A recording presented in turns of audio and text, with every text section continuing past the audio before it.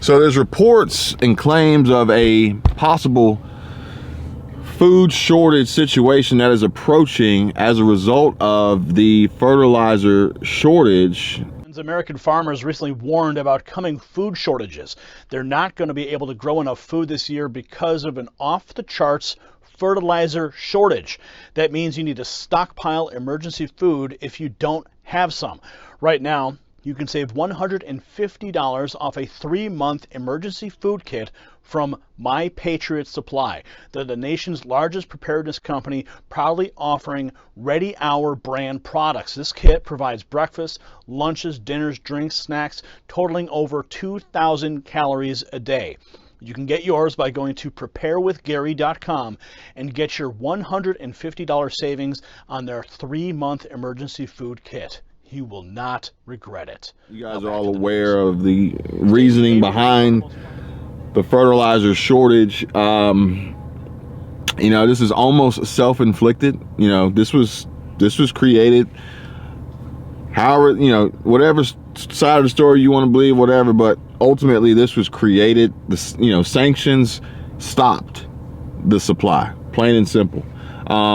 There's a fertilizer shortage. Farmers are expecting, planning, predicting, and anticipating food shortages, grocery stores, more than likely. Look, folks, some of the shelves are going to be empty. Some of the products are not going to be there. There's going to be limited availability. There's probably going to be some quantity limitations on how much can be bought at one time by any particular customer.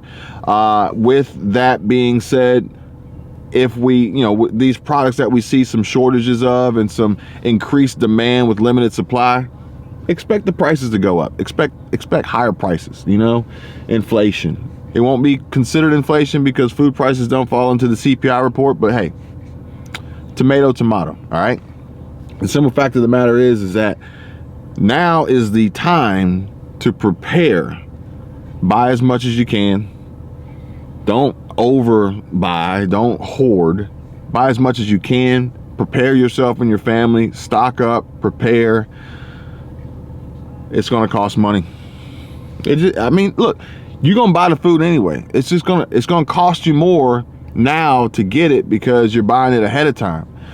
You got to make that investment into your supply. However, it may actually cost you less because the prices today could be lower than the prices tomorrow. The prices today could be lower than the prices a month from now.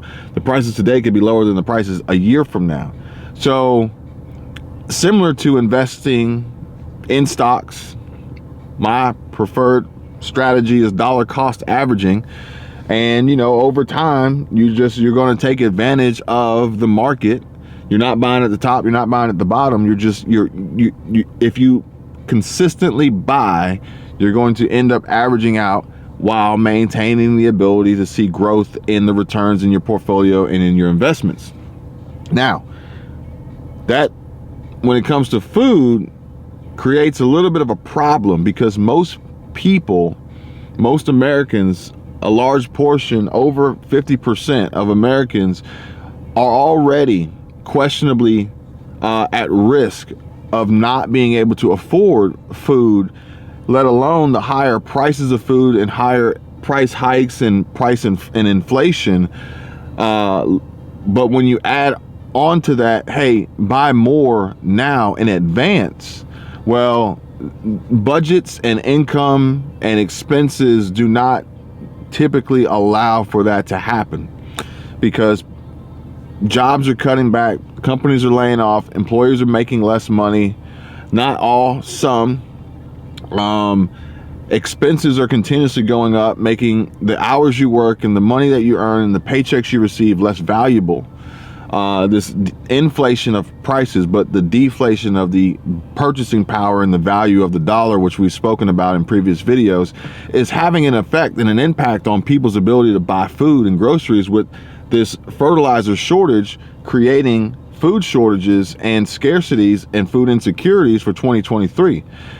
But the solution, the best bet of preparation, is to stockpile and prep and prepare and fill your pantry and, you know, get ahead of this before it becomes a big problem. But easier said than done, because it's like, I'm having a hard enough time as it is, just barely surviving day to day, let alone trying to buy 3, 4, 5, 6, 8, 12 months of worth of food in advance.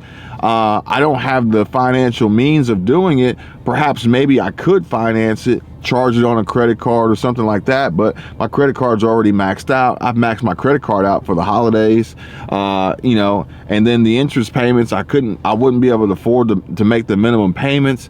And, you know, I've been saving this credit card for emergencies. You know, my car's been making some funny noises, and, you know, one of my tires is bald, and, you know, I'm coming up due on an oil change, and like, I don't have it. I don't have it. There's nothing I can do. All I can do really literally is just throw my hands up, say this is it, pray. That's it. That's all. That's it.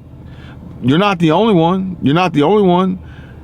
Think about it. Your neighbors, your co-workers, your friends, some of your family perhaps maybe are in similar situations, and they're seeing the same stories and the same news headlines that we're all seeing, and saying, man, when are we going to be able to catch a break? When is this going to ease up? Why can't Biden step in and try to help the people and not struggle so much? You know, why can't he help us like he helps Ukraine? You know, but this, you know, the thing is, like, look, I told you guys my predictions for 2023, more of the same, more of the same.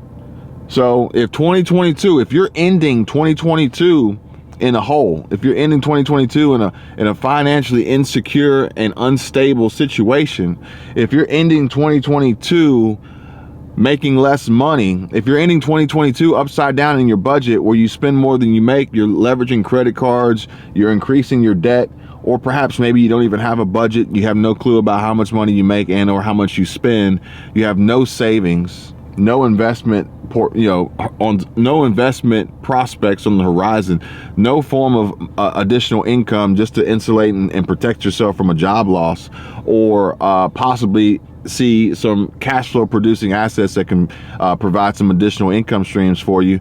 Odds are, if that's where you're ending 2022, 2023 is going to be more of the same.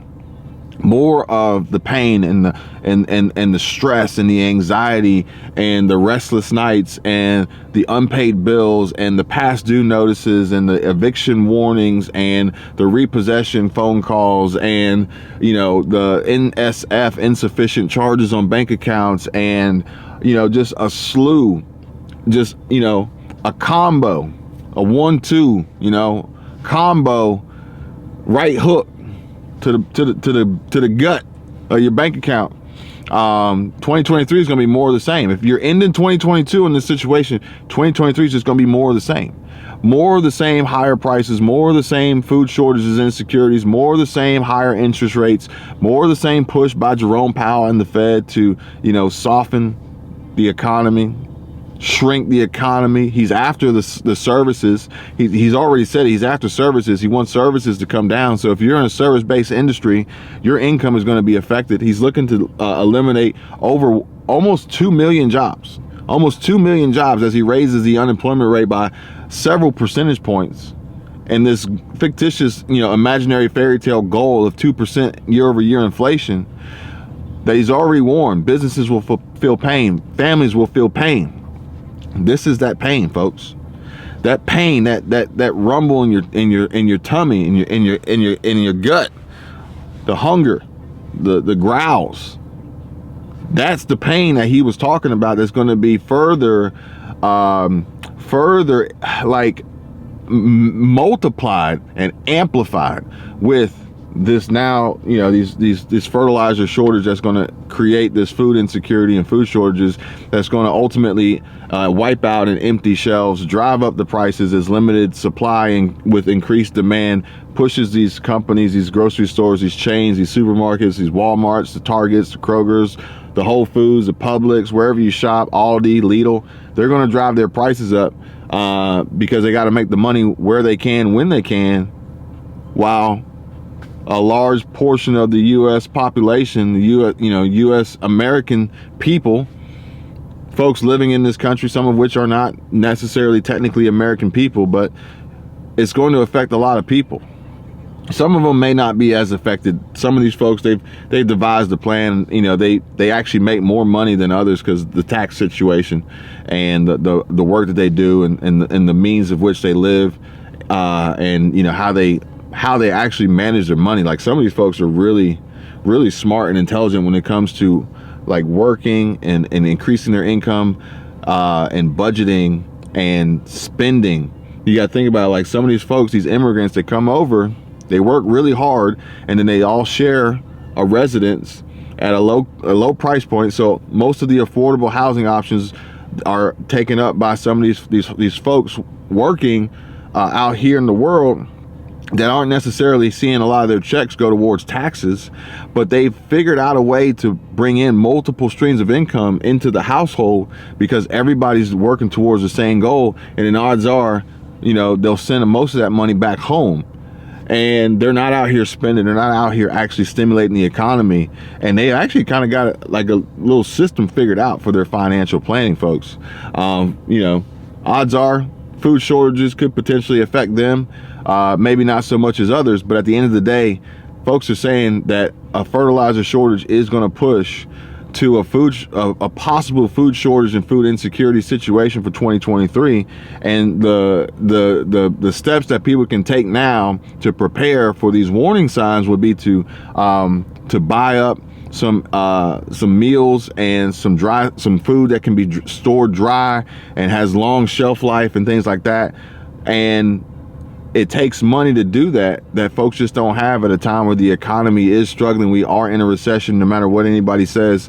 You know, by definition, 2 consecutive quarters of negative GDP, you're in a recession.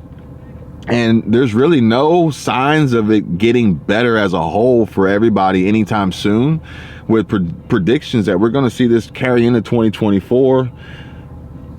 You know, keep an eye on the housing market. The real estate the real estate and stock market is a really good indication of how the economy as a whole is performing or potentially likely to perform. But folks, it's going to be a struggle. It's going to be a struggle. I hope you guys are prepared.